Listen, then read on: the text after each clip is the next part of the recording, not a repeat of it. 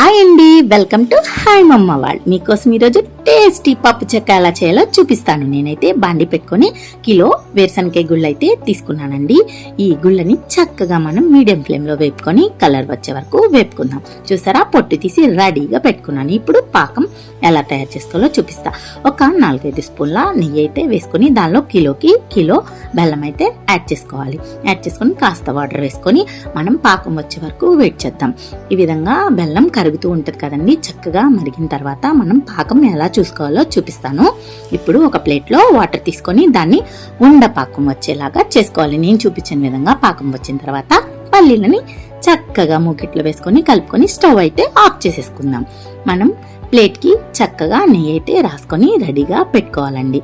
పల్లీ చెక్క కోసం నేనైతే చాలా తిప్పలు పడ్డానండి. ఉండ చేయాలంటే చేయి కాలిపోద్ది, షేప్గా చేద్దామంటే ఏం చేయాలో అర్థం కాదు. నేనైతే ఆఖరికి పళ్ళెంలో వేసి చక్కగా సర్దుకొని ఇలా అయితే రెడీ చేసా. షేప్ అయితే లేదు కానీ టేస్ట్ అయితే మస్తుంది.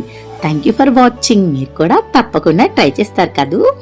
వీడియో నచ్చితే లైక్ చేయండి, షేర్ చేయండి, కామెంట్ చేయండి. ప్లీజ్ సబ్స్క్రైబ్ చేసుకోండి, నన్ను సపోర్ట్ చేయండి. Thank you.